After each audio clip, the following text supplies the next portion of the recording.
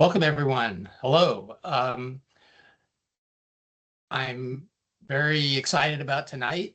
We have two experts in all things literary and in the publishing realm. And I want to thank them both for joining us and sharing their wisdom with us tonight. Jane Friedman is well known by SNHU creative writing students. Her book, The Business of Being a Writer, is a text used in the Online MFA, as is her industry newsletter, The Bottom Line. Jane's work has appeared in countless media outlets, including the New York Times, The Today Show, CNN, Wired, BBC, The Guardian, and The Washington Post, back when it meant something to be published there. Jane was also one of the industry experts consulted by SNHU in creating the Online MFA back in 2018. That was when I met Jane for the first time, and we have stayed in touch ever since. Jane, I'm so glad that you are able to join us tonight. Delighted to be here. Thank you. And we also have with us Laura Stanfill, is the award-winning publisher of Forest Avenue Press and the author of the historical novel Singing Lessons for the Stylish Canary. She's a graduate of Vassar College and the Yale Publishing course, which she attended thanks to a scholarship from the Independent Book Publishers Association. She lives in Portland, Oregon, where she wishes on bookstores like Stars and wears a sparkly top hat in the rain.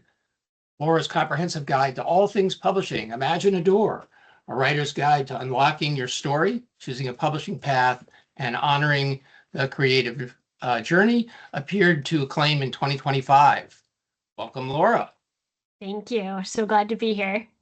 It's just great to have the two of you here.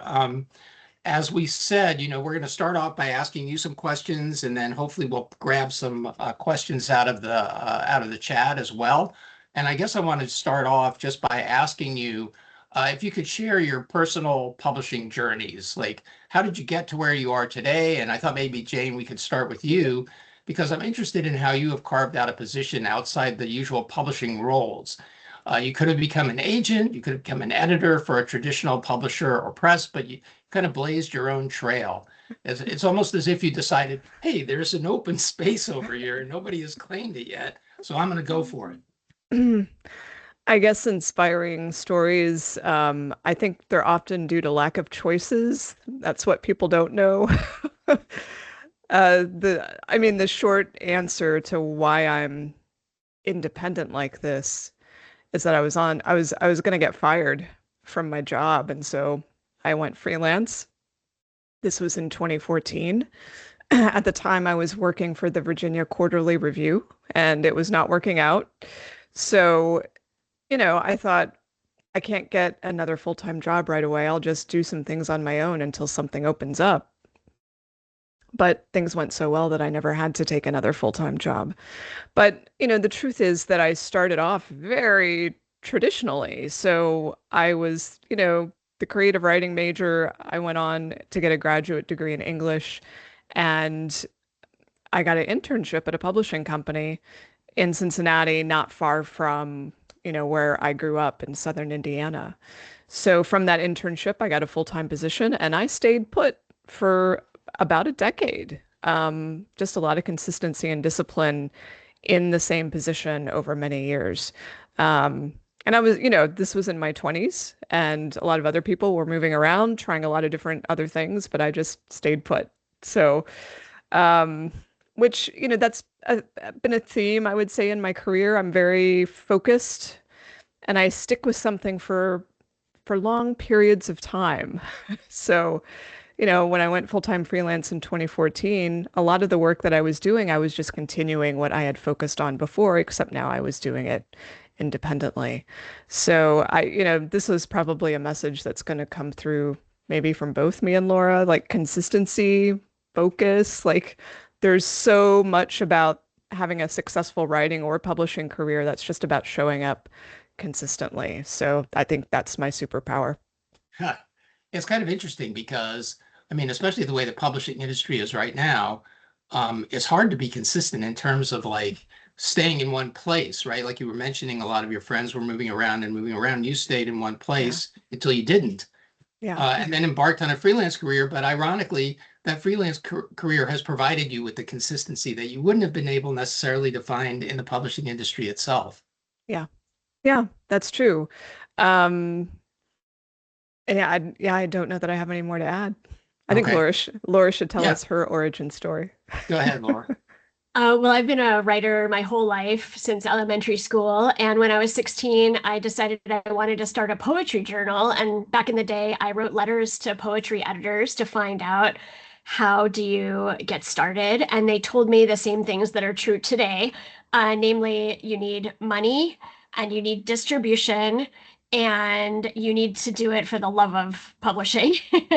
So in 2012, I thought I was just deciding to start a press, and I did, but at some point I realized that I had all these letters that 16-year-old me had written looking for mentors because I had wanted to be in publishing back then.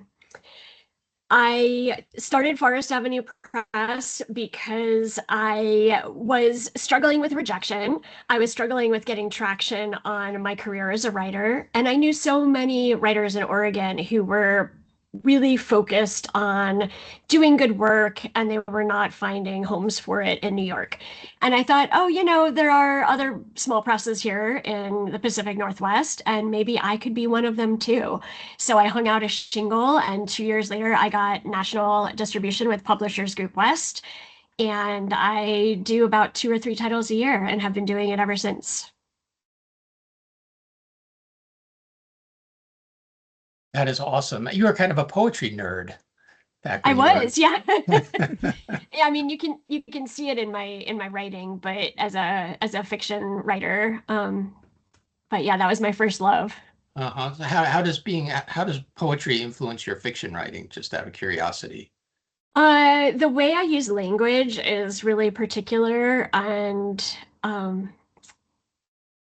I tend to be playful in my approach. And if you read my fiction, it sounds like me, I guess. And all these years I've been wanting to achieve that. And for about the first 20 or so years of my adulthood, maybe 25 years, I was trying to use that Laura voice to tell stories that I thought New York would like. And it turns out it didn't work because I didn't really want to write about those subjects. I didn't really know those subjects. I'm a little bit funny, it turns out. And so writing serious literary work with my somewhat whimsical voice wasn't a fit for agents. It took me until 2022, in fact, to get my debut novel in print, and that was with a small press. Yeah, I think a lot of times writers have a bit of a struggle in learning to accept the writer that they are instead of the writer they think they should be or the one they want to be. That's for sure. I've seen that over and over again with myself and with writer friends, where it's like trying to study to the test and expecting what the test is going to be, except nobody knows what's on the test because it's publishing. Jacob, we're starting to get some great questions in the chat. Should we just jump in and grab a couple? Yeah, I think this one we can, one of the first ones that I saw, and I think this can kind of blend into another question that you had posited in our script too, Paul, is someone had mentioned that a lot of people are publishing through Amazon. And, for you both, the publishing industry has changed probably significantly throughout your careers, especially in regard to opportunities available to writers. The advent of ebooks and self-publishing has been huge. Are there other changes that many of the writers in our audience will not be aware of? Do you suggest for those who may be starting out that don't want to take the traditional pathway to explore, Amazon or other areas to publish their works? How is it looking in 2026? And we can start with Eugene. I think so much of this depends on the genre or category that you might be focused on. So if you're writing romance, for example, romantasy, science fiction, or fantasy, I would say self-publishing is one of the more likely paths you're going to go down. And in fact, if you look at where some of the most exciting deal activity is happening among the big publishers and smaller publishers alike, the ones who focus on commercial fiction, they're looking for self-publishing success stories and then signing those authors, sometimes just for the print rights, meaning the author retains the ebook and the audio. Sometimes all of the rights, the publishers are picking up their entire backlist. There's a lot of focus on bringing series from self-publishing into print distribution. So that activity has exploded over the last few years. So self-publishing is a really important part of that commercial fiction ecosystem. And, Amazon is selling the bulk of that in ebook form and also through Kindle Unlimited. But if you step away from those really commercial categories and you start looking at literary fiction or poetry, or if you look at memoir or upmarket book club types of fiction, I don't know that I can say, oh yeah, go ahead and self-publish and you'll find your readership, because it's a very different challenge. Those books don't always have the sort of readership where you can draw a neat outline or a line around them.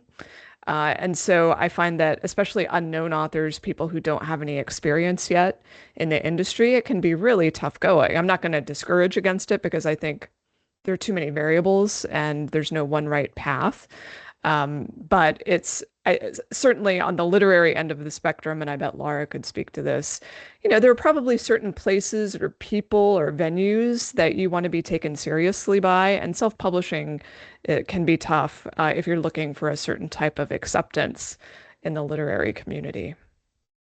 I will jump in and add that if your dream as an author is to get a bookstore reading, if you go through Amazon to self-publish, you will not likely get a bookstore reading, because independents are really focused on community and celebrating writers in their communities. But if you go to Amazon, which is actively trying to put independent bookstores out of business, they will not look kindly on your book, and they will likely not buy copies or even consign with you.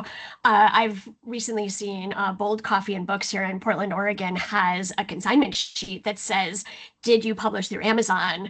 If no, you have to be transparent and tell us, and we don't want your book in our store," basically. Wow. She says it much nicer than that, but I think if you want to build community around independent bookstores and bringing people together around books in physical spaces in your community, there are ways to self-publish through other avenues than Amazon, and I would highly encourage looking at that.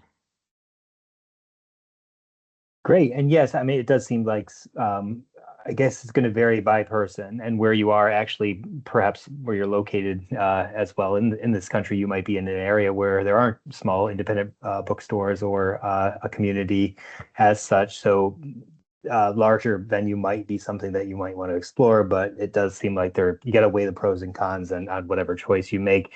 There are quite a few questions here as well about the editing side of the industry, and like how does one get their foot into an entry-level editorial position, or is it in vain to do this now just because of the advent and rise of artificial intelligence and large language models? What advice would you have for people who may not be looking towards publishing so much, but actually being an editor or helping others with their work? Laura, do you want to go first this time? Absolutely. I think this is a great question. I found my way into being a publisher through editing. I like to do the developmental editing, the big picture arc. Copy editing, I can kind of make it, but it's not my forte. I think especially with the advent of AI, it's even more essential to have a really good editor, especially with developmental editors. You can't expect a computer to understand the nuances of a story arc, and even if they could, that's not what we want to do. That's not the kind of book we want to read. I am always charmed and delighted by books that surprise me. And so when you bring in AI as a mechanism, even if it's not generative and it's for editing, you maybe can lose some of that surprise. So I think one of the ways I've encouraged editors to get into the business is try freelancing. You can start off by helping friends, working with writers in your community. It's important to try different genres and know what you like in building your portfolio. You'll be more successful if you can articulate the kind of work you want to do. I have a friend whose focus is editing short stories and essays, and she might stretch that to be an essay collection or something at some point, as if the right project comes along. But because she's so clear, I know who to send to her as a consultant. Yeah, I'm sorry, go ahead, Jane. I was just going to highlight 2 points in particular that Laura made that I just please listen to her. One is the focus piece, because I find that people, especially when they're just starting out, that they might cast too wide of a net thinking, usually it's fear driven, or maybe you just don't know what you like yet. But the more you try to be a generalist, I think the more it works against you advancing as an editor in today's market. It's harder to build word of mouth around what you're really great at. So I would advocate, as soon as you can, figure out what your position is, that this is the sort of work you do, or these are the types of authors that you want to work with. And then the other thing, volunteering in any way, shape, or form, whether that means volunteering to read for friends or literary journals or people in your community, anything that gives you experience. I think I cut my teeth on literary journal editing when I was in college, as well as the newspaper. And when you're exposed to large volumes of material like that, it really helps you grow as a writer too, because you start to see the patterns of mistake, the issues that stories and articles have. And of course, getting that exposure is what turns you into a better editor over time. I see that when we're open for submissions, and Liz Prado, our editor at large, runs a submissions group, and slowly authors who have come into reading submissions because they want to learn, they will slowly trickle away and go back to their desktop computers or their laptops because they have seen so many openings that have landscape and no characters. And they're like, oh, I know what's wrong with my book now. I need to go fix that. So thankfully, Liz stays with us the whole time. But everyone else, especially the writers, they just get inspired by seeing in volume, just like you said, Jane. Yeah. Yeah, I guess the question I was going to ask was, what are the routes by which an aspiring editor can gain the experience necessary in order to kind of hang out their shingle as a freelance editor with a sense that, they're not ripping somebody off and they're really able to provide value for the money. But I guess that's how, right? Volunteer. I know that, sometimes being in a writing workshop can help you develop editorial skills. But I think that is the hard part for a lot of people, is just taking those first steps along that career path. I also encourage people to check out publishing programs, the Denver Publishing Institute. There's one in New York. The Yale one, I believe, moved to New York City after I was in it. Hooligan Press here in Portland, Oregon is a 2-year master's program, or is affiliated with a 2 years master program at Portland State. And if you are trying to differentiate yourself as an editor, knowing about what happens after the manuscript leaves your hands can be really beneficial, especially if you're working with authors who are hoping to find an agent or find an editor or sell their books. Having that experience in the industry can be one thing that differentiates you, even if it's a couple week class you take on book publicity and marketing or something. Buff up your resume and look for those classes, and then share that you have that experience as well. Let me pull another question out of the chat. As a neurodivergent writer, I'm curious about something. Just lost it. I have that one. No. Do you have it? Yep.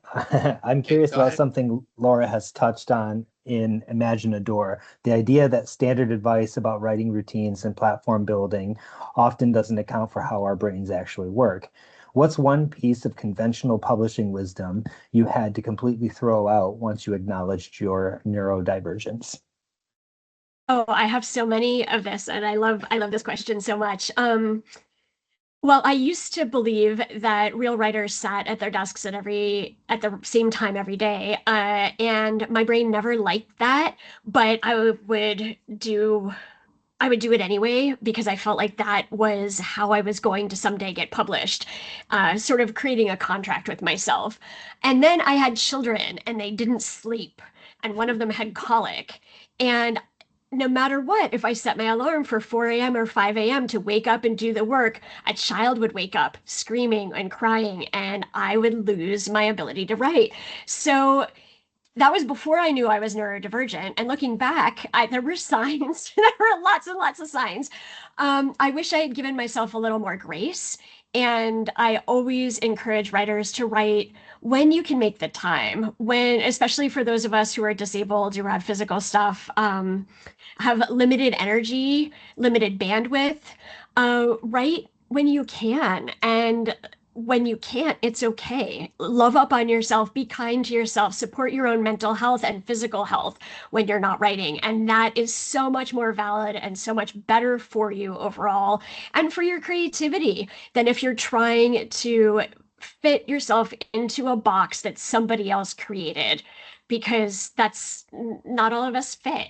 And then in terms of platform, do what you love. You don't have to do all the things, but maybe there's something that feels better to you than some of the other things, and let the rest go. Down the road, somebody may tell you otherwise, and that's fine. You can choose to leave that advice and ignore it as well. But do what you can that feels okay to you, because ultimately, this is a journey where you are taking work of your heart and soul, work of your who you are in the world and how you want to share yourself on the page, and you're trying to bring that out into the public. And any system or piece of advice that you stick to because someone else tells you it should work that feels bad to you is ultimately going to hinder you on that journey. You need to shore yourself up. You need to do the work of writing. You need to revise. You need to build community, but also you need to take care of you, because you are the smart, amazing human being doing the work of the writing, and nobody else can do it like you. I got excited. I'm so passionate about that, though. Yeah, that's important to remember, right? What the writing that you produce, that everybody here produces, is nobody else can do it but you. It's unique. Yep. I wanted to ask Jane, if I could ask you a question. I want to ask about a term that I hear all the time. I've been hearing it for years. I've never quite understood exactly what it is hybrid publishing. And, is that like some third choice that's midway between traditional publishing and indie publishing? What the heck is it? I don't And like. is it a viable thing to consider as a writer? It can be, but we have to be clear that it's not innovative, which sometimes hybrid publishers will portray themselves as innovative. And I don't think it's like some midway point between traditional and self. I don't think that's the proper characterization. It's really a model that's as old as time, going back hundreds of years, which is you're going to pay someone to publish your book. So is it a vanity press? So that's the term that often comes up in this conversation. And the term vanity press kind of has its own history. And hybrid publishing is, in a sense, a reinvention of that phenomenon, of that term. It's trying to redefine it. I never liked the term vanity publishing myself because there's a time and a place to pay for your book to be published. Not everyone is suited to self-publishing. Not every book is suited to self-publishing. And there can be very valid reasons that you're going to pay a company or a service or whomever to get your book onto the market. I do think in the last 15 years, there has been, let's say, a lot more sophistication brought to, whether you call it hybrid or vanity, there's a lot more sophistication that's been brought to it, and a lot of different models. So this is what makes it so hard to discuss hybrid publishing, because none of these companies operate in exactly the same way, even though there is There have been attempts to put criteria around it. There's an organization called the IBPA that has attempted to create some criteria. Good luck applying the criteria yourself because a lot of the answers you're not going to get. Like one of the criteria is, are they selective in who they take on? Well, they're not publishing that information. And in fact, when writers come to me asking about which hybrid publisher should I go with if I'm going to use a hybrid, they'll often say, how do I know if they're selective? I'm like, your guess is as good as mine. But, I would say the number one filter for any hybrid publisher is, can the author afford to pay what we're going to charge? And most hybrids, if they're so-called quality hybrids, meaning they have traditional bookstore distribution, meaning they have they're going to support you in meaningful ways. Of course, you're going to pay for every way that they support you. Mm-hmm. That's going to cost you probably north of $20,000, and that obviously excludes most people.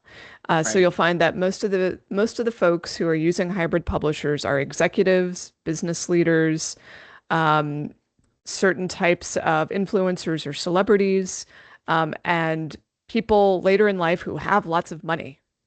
Yeah. So when you say that, it makes me think that there must be a kind of a link between hybrid publishing, at least at that end of the scale, and like ghostwriting. Oh, yes, absolutely. Yes. So sometimes part of what the hybrids are offering you is they're matching you with the talent you need to get that book written in the first place. That's very illuminating, because a lot of times my students will come to me with ideas about hybrid publishing as being a viable alternative for them, but it doesn't sound to me like for most students it is going to be. I mean, there's a really good report, I'll put a link in the chat, called Author ROI, that looked at a mix of authors using traditional publishing, self-publishing, and hybrid publishing, and looking at the return on investment, thus Author ROI. But it was looking at a very specific segment. It was looking at business people. So these are all nonfiction books in the business category or business-like categories. And those people tend to have better experiences. If you're in the fiction market or if you're in the memoir market, I think it's a real gamble. You're probably not going to make your money back. Often with hybrid presses too, there are additional costs later on. There might be a buy-in cost, but then you also have to pay for your print run. And then if those books sell into stores, if there's distribution to allow them to go into bookstores, then you might have to pay for another print run because they worry because there are no books left in the warehouse then. It can be a meaningful, viable option for a lot of people. There's also the option of working with a company that would help you self-publish, where you would have the quality and the clarity of what the market requires from the people you're working with, but you're also getting to make decisions on your own terms. It's complicated too, because not all hybrid presses call themselves hybrid. There's a lot of discussion about that term, and certain people who have broken the model and do things their own way are charging authors, but do not like to use the language of hybrid. So you really have to be discerning when you're looking at submission fees. And my way of looking at it is, if there's any money that is flowing from the author to the publisher, that's hybrid. Mm-hmm. Good to know. Thank you.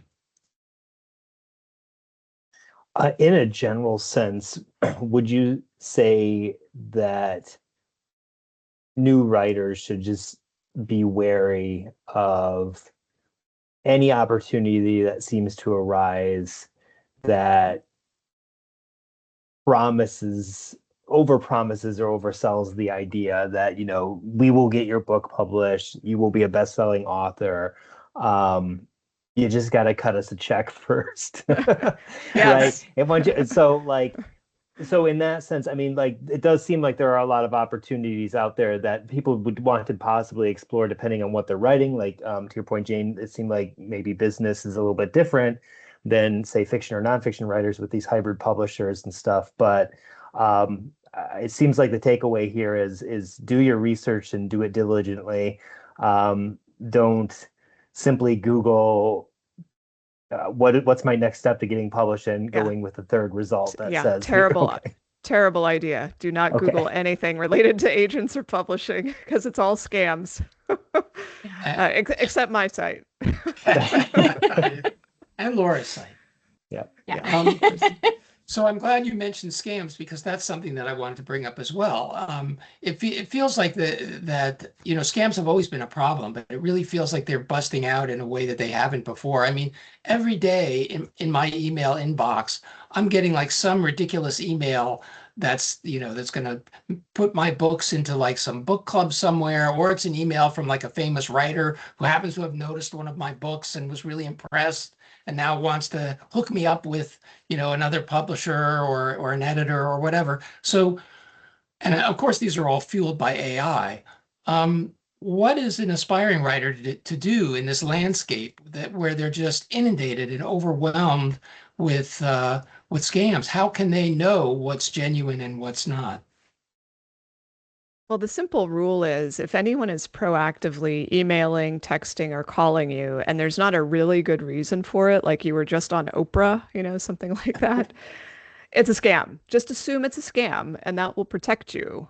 And if you think there might be some reason for someone to be instigating contact, like you published a big piece, or you had a placement in a journal, there can be some valid reasons for people to proactively reach out.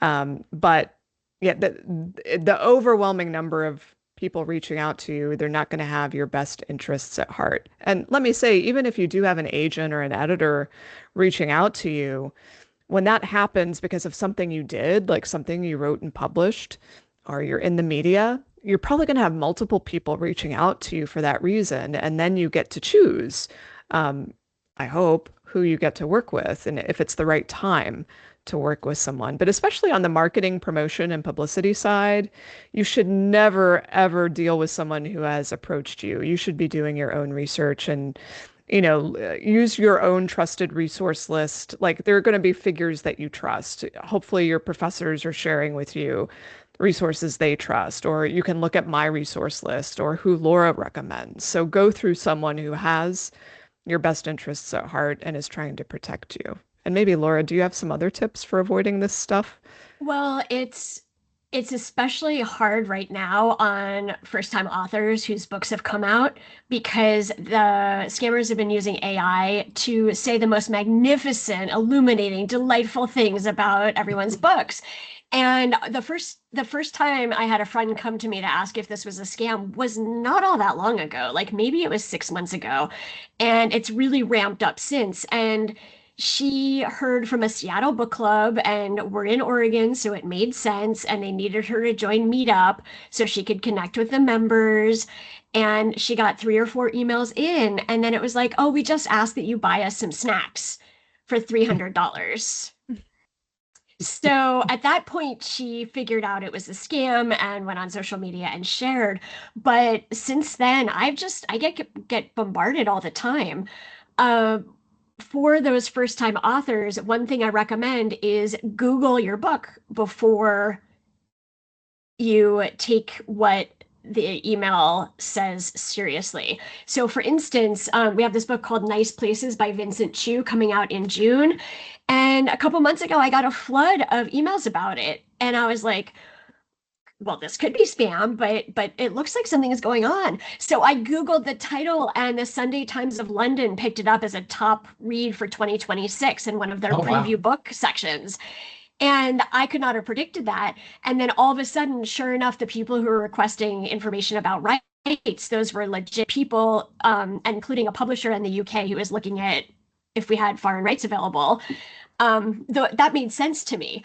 But if you're just minding your own business, your book is out in the world and you get a scam email, I think what Jane said is great. You go to people and ask them to support your book, or you ask them for if they will consider an interview with you or whatever.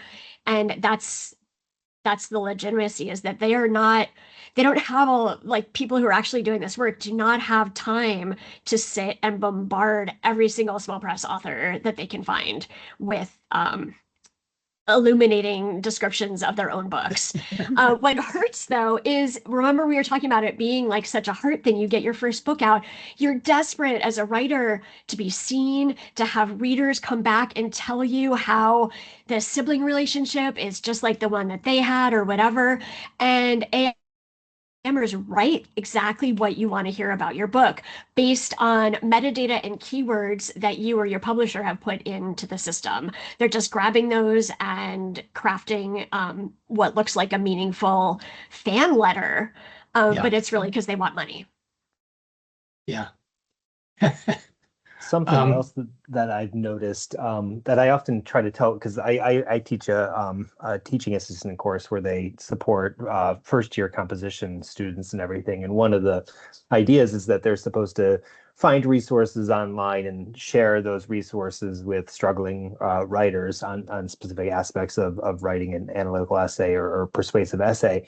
But what I will often find is that the websites that the students are sharing are websites designed to pull you in with kind of a free content article on like, well, if we're applying it to creative writing, it might be like, how to write a query letter that's going to really pop and on the page.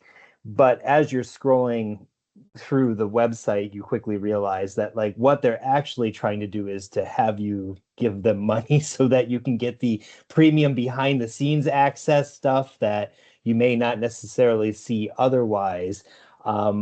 What is the difference between that kind of stuff and like these outright scams where it's like, oh no, you're gonna be a Pulitzer Prize winning author by the time you're done sending me $300 worth of snacks?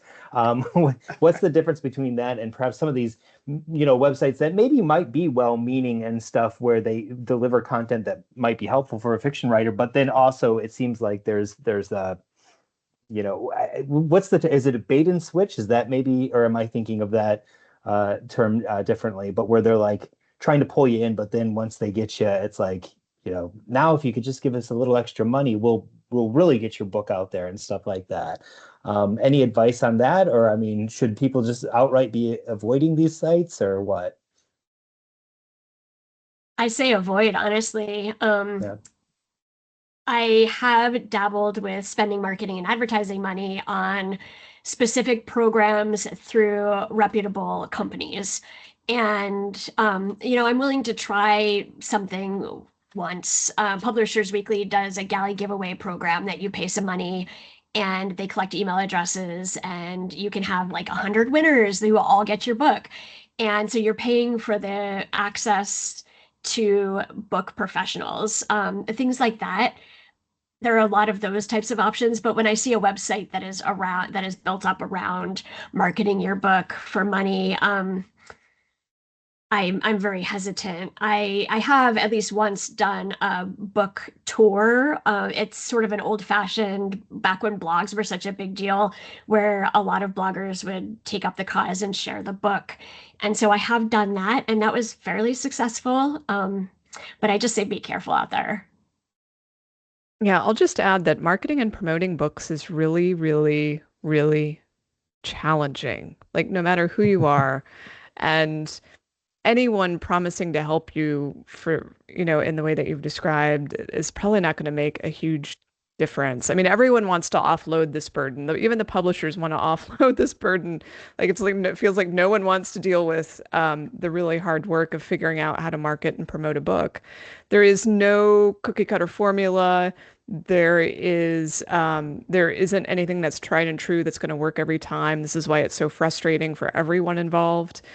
I can say that, for self-publishing authors and publishers alike, the one thing that tends to work, generally speaking, if you've got a solid book with reviews, is you do some advertising on Amazon, or you do some advertising on Facebook, or you do a BookBub promotion. Like those three things are proven to work, but some of the other stuff that you're mentioning, it's just, there are other things I would definitely put my time and energy and money into first. Yeah. I think the equivalency, at least with the first year writing ones that I see, is they'll often say like, well, here's how you write a thesis statement. But now that we have you here, why not have us write the essay for you, for a small fee and stuff. So That's good to know. I had one more. Paul, did you have a question, or I had kind of a general one that I've seen a lot of. Go ahead. No, go ahead. Well, this is a big one because we've talked about AI, and obviously AI and its use for writing fiction and delivering a story is very much still frowned upon in the industry. And it's not only frowned upon, it's just something that's like it's very easy to identify when something is being written by AI. Is it using a lot of emojis, a lot of bold fonts, a lot of bullet points? Probably AI, right? But I have had a lot of students ask in recent years, like, what about cases where like I have no idea how to build a website, but I know that I'm supposed to have an author's platform, or, I'm not great at the technical side of things like writing a cover letter or a query letter or those types of things. For those types of aspects, like, I mean, is AI an effective tool that people may want to consider, or would you say it's still just something that like put it aside, don't use it right now, learn how to do the website design yourself, learn how to promote yourself, don't rely on this large language model to do it for you? What are your thoughts on that?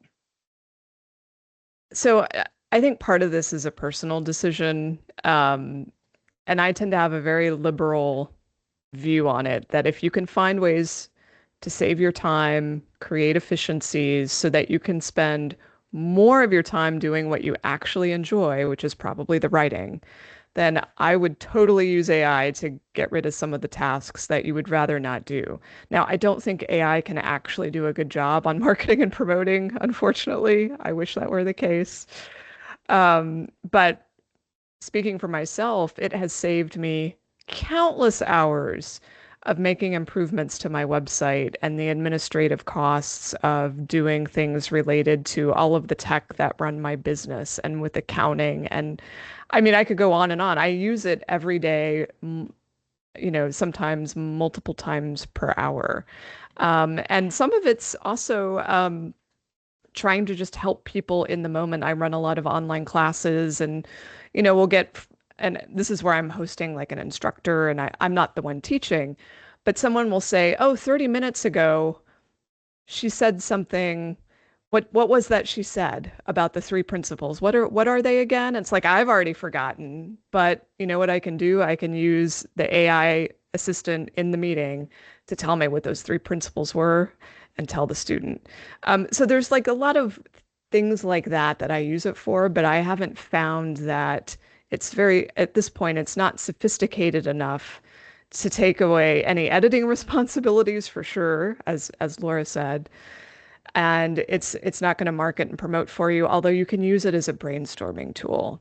There are lots, but I find writers very, very, again, it's a very personal thing. Like it depends on the work that you have to do. And also how much experience you have using the tools. So I've been using them for a couple years now, and I can get what I want out of it. But if you're really brand new to it, it might take some time before you understand how to get what you want out of it without it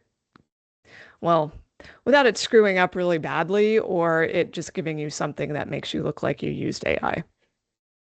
I mean, one of the reasons that I assume that you're able to get what you want out of it is because you're bringing to the table, all of your career experience in publishing. And, if you're just an aspiring writer who wants to take a shortcut, you don't have Jane's experience. That's you right. You don't have any of that grounding to to judge or evaluate what it is that you're getting out of this tool. Yeah. Yeah, that's exactly right. So, I would say 30 to 40% of the time it's giving me stuff that I know from my experience, this is crap. And that this is not what I wanted. But you're right. Others are not going to have that perspective and experience. Yeah, but the people that you're using it, like if you're using AI to write a query letter to an agent, for example, you yourself may not have the experience to judge that query letter is crap, but the agent to whom you're sending it is going to have that experience. Right. Yeah, I have very strong personal choice not to use AI. And part of that is because artists and writers deserve to get paid. And also, I'm not dealing with the volume of work that Jane is. I have 2 or 3 authors any one year. Like 3 authors in a year is a big deal for me. They text me, they give me phone calls. They're so We talk demanding. over Zoom. So it's very like, it's really personal. And so I don't want, and I don't need to use AI to deal with large chunks of information. And I also feel like as an acquiring editor, if I saw a query letter that is written by AI, or more and more recently, I've seen manuscripts come in with an AI generated cover. Don't do that, because I mean, I tell people, don't share all these Amazon links if you want to come work with me, because I don't promote our books on Amazon. If somebody wants to find one of our books on Amazon, they can. It's out there. They know how to use the platform. I'm going to share bookshop.org links and Powell's links and the local bookstore for the author. So for the same reason, if I get a query that looks like it could be AI, or if I get a manuscript and I open it up and I see an AI generated version of the cover, I think, oh, this person's going to be hard to work with. And also our values do not align if you're going to use generative AI to create something. The one future, as much as I dislike AI and never use it, the one thing that I want to keep an eye on as a publisher is how AI is used to synthesize best practices for metadata and keywords. There are programs that can tell you what people are searching for online, what they want to buy, what kind of books they're looking for, and whether they're looking up grandparent or grandmother or grandma. And you can change your keywords on the daily if you want to adjust for what people are searching for. That could turn into a whole spiral where you never leave your computer. But I think there's information there that at some point small presses like mine will have to figure out how to tap in, because if the big houses are all doing that, they already have market share. I'm not completely willing to cede that floor entirely to them at this time. But I'm also not willing to use AI yet. So it reminds me of the situation in the financial world a little bit, right? Where you have like these sophisticated AI programs that are basically, performing these calculations and making these decisions on the microsecond basis, and are essentially, competing against other similar AI programs. I mean, you could be in a situation as a publisher where you're using an AI to, to monitor or generate keywords, for example, but those keywords themselves are being generated by other AIs elsewhere, and suddenly the humans are out of the loop.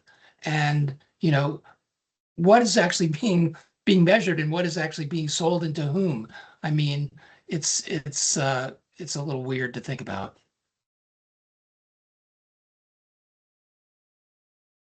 Gosh, Jacob, we're coming down to our last 10 minutes already. Yeah. Well, let's go back to, because I know that there are a lot of people here who are just starting out and stuff. And I did see a couple of someone who'd picked up an agent, so congratulations on that and everything. But I kind of want to get back to 2 of the basics here. One is if a writer doesn't already have a platform, say they're mostly just focusing on the writing aspect of it and perfecting that craft. How can they start positioning themselves in a smart and thoughtful way in today's market, considering just how flooded the market is with how easy it is to make an author's platform now on online, social media, all that kind of stuff? Do you have any advice for those who that might not be their forte? They're focusing on the writing itself more than the platform. Any tips on that? Can I start with this one, Jane? Mhm. Because I think Jane will have great answers about the online community, I'm going to start off by saying, go to your local bookstores, meet people who are doing the work of being writers in the world and publishers in the world and literary journal editors in the world in your local community. We so often are trying to supersize what we're doing. And for many of us, especially on the literary fiction world, that is not a great use of our time or energy. But if you can show up at a local bookstore and hear someone read and say that was great and buy their book or read their book, you start building community. Maybe you find a writing group. Maybe someone in the writing group knows someone else and you go to that person's reading. Building in-person community around existing pro-literary institutions such as bookstores and libraries, to me, is essential. And that's something that feeds your writer brain, but it also makes you feel good. It makes you feel like you're part of something. And I think when we are focused on platform as online, it gets overwhelming and distracting, and suddenly we're just looking at cat videos and feeling like we should be writing, and then the shame piece comes in, and then you don't finish your draft. So, Jane. I think platform is one of the most tortured topics because everyone has a slightly different idea or definition of what exactly it is. For me, it's just how you're visible in the world, particularly to your readership. And the number one thing that makes you visible is writing, like actually writing and publishing things. And it doesn't really matter to me where you're publishing or how you're publishing, but the fact that you're writing and publishing is the number one thing that builds your platform, full stop. So I hope that provides some reassurance for folks that you can focus on writing, being a prolific writer, and that will build your platform, albeit more slowly if you don't do anything else at all, in addition to the writing. And I think the second thing that often gets forgotten about platform is that so much of it is behind the scenes. Like, so when you see a successful author out in the wild, you can measure and talk about their social media following, and it might look very impressive, or how many newsletter subscribers they have, or whatever. But I'm willing to bet that there's some really critical relationships operating in the background that contribute to their visibility. And sometimes you can figure what those relationships are. You can figure them out by looking at their acknowledgments, by looking at how they move about in the online world, like who they're interacting with on social media. And actually, I think the act of platform building online, one of the best things you can do is simply engage with those authors that you aspire to be like on a book festival panel with them, or you want to be in conversation with them at your book launch, or, these are the people who you share an audience. So that's the first initial steps. And I often call it literary citizenship, platform building light. It's just building relationships with people in the community. Like Laura said, it's best if you start locally and regionally and then go out from there. But if you aren't already active in the SNHU community, I would encourage that. Since you're from all over the country, I would also advocate looking at what's happening in your town, in your city, in your region, in your county, and getting involved, because often it's those relationships close to you that help you get the ball rolling. And if you're in a really remote area, that's fine. That's the beauty of being in online spaces, if that's your situation. So there's just countless groups online where you're not subject to the toxicity of social media, where you can still feel like you're part of a group. Inked Voices is one example.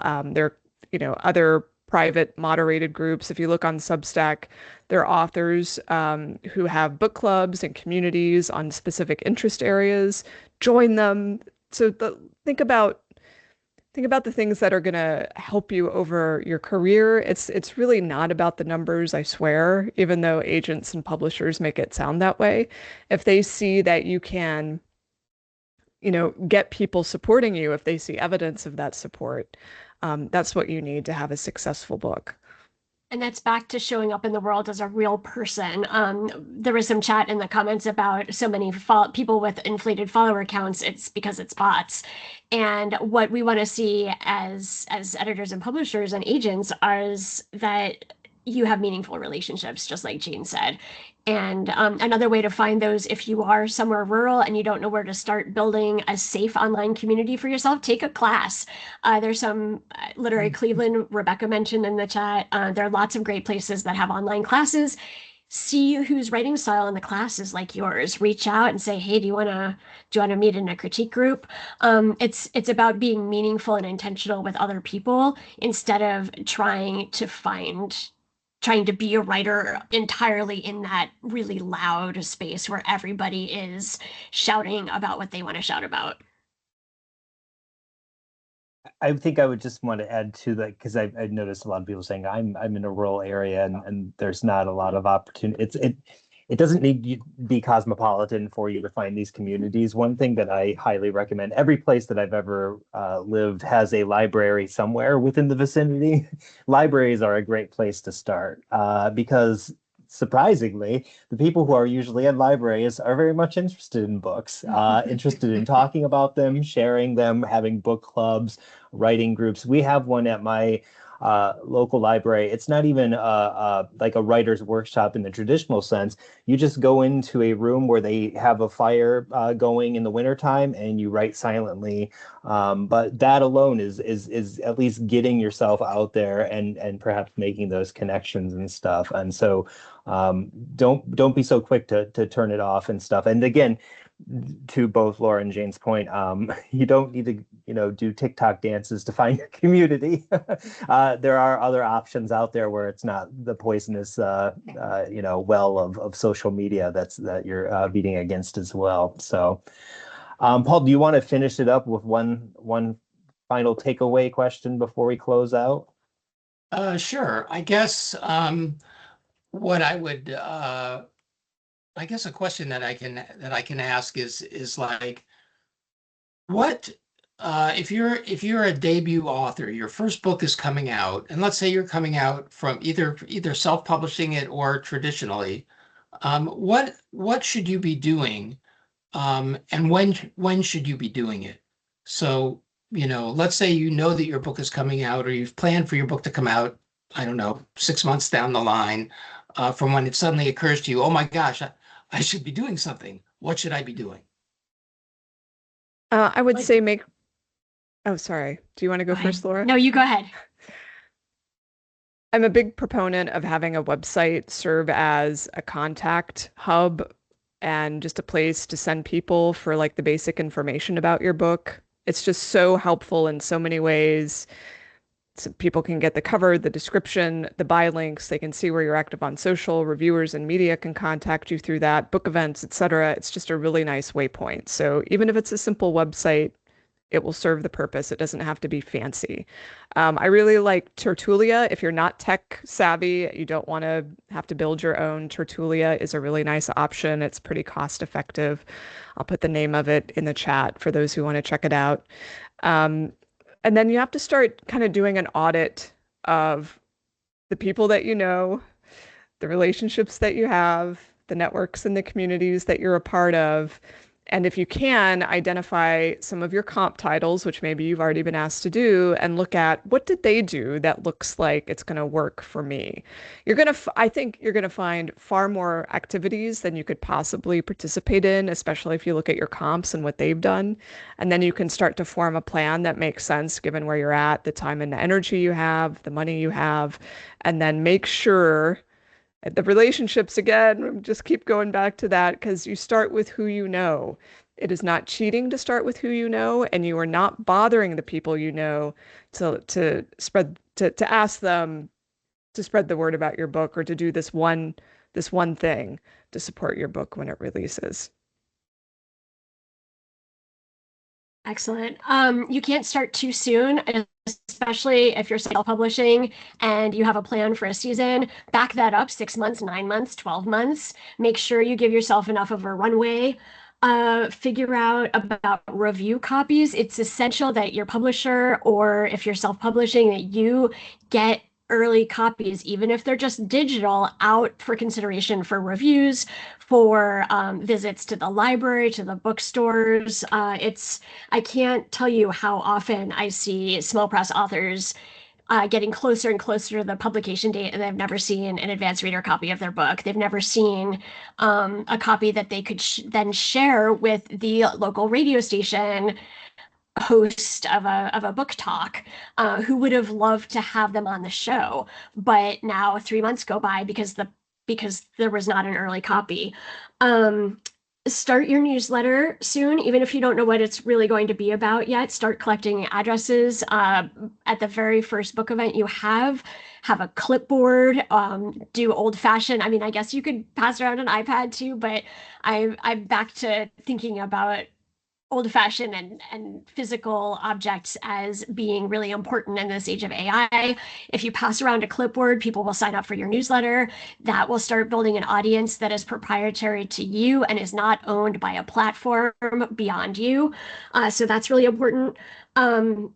Think about what you love to do in terms of promotions. Do you like to talk to people, or do you listen to a lot of podcasts? Go look at Podmatch or another site that helps you find podcasts and pitch them. If you like to write essays, think about companion essays for your book. If you live in a community that still has local journalism, hooray, definitely contact your local paper. Try to go on the local morning show if there's a TV station in your neighborhood. And then I'll add my last piece, because I could go on for 2 hours on this. The last thing I'd say is, if you can afford it, or if you have a friend who is willing to do it, get a professional headshot. I think this is such, I mean, in some ways it's silly next to all these other things. And on the other hand, part of the journey of going from having a manuscript to having a finished book in the world is how you see yourself. I have had transformative experiences with a photographer, even though I prefer to be taking pictures.